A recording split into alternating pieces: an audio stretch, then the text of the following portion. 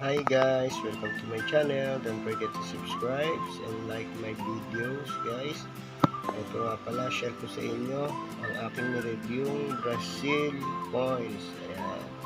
Ito po yung aking mga Brazil coins na tatlo. Ayan.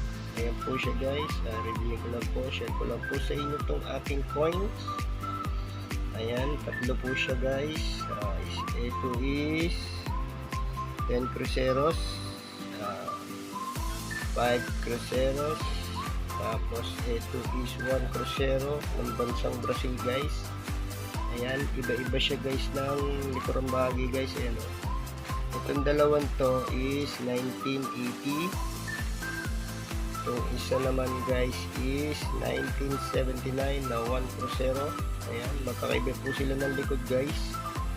Yung likurang bahagi guys is magkakaiba. Ayan, share ko lang po sa inyo to guys. Itong isang tunad 10 cruceros, ayan, tingnan nyo kaya ang likod, parang mapa, parang bansa nila guys. Tapos itong pangalawa is parang puno ng mulberry. Yung pangatlo naman guys, tingnan nyo mabuti, parang kawayan, puno ng kawayan guys. Ayan o, para siyang puno ng kawayan. Ayan, share ko lang po sa inyo to guys. Ayan, ang aking Brazil coins. Ayan, Brazil siya guys. Ayan, Brazil coin. Aking review ang aking tatlong coins na ito.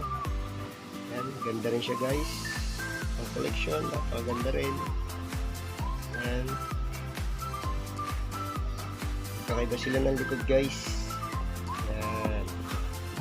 Harap naman guys, papakita ko yung harapang bahagi. Ayan. Ayan. Ayan guys. Tingnan mo mabuti guys. Ayan. Ito is 1, 5, tsaka 10 na 1980. Yung dalawa. Yung 5 tsaka 10 is 1980. Ito is 1, yan, 1979. Yan. Guys, hanggang dito na lang guys. Maraming salamat sa inyong panonood sa aking YouTube channel. Keep on watching guys, and thank you sa inyong lahat. God bless po. At kung hindi ka pa nakasubscribe, mag-subscribe ka na sa aking munting channel para lagi kang updated sa aking sinishare na coins dito sa aking YouTube channel. Hanggang dito na lamang po. God bless po sa inyong lahat. Keep on watching and enjoy.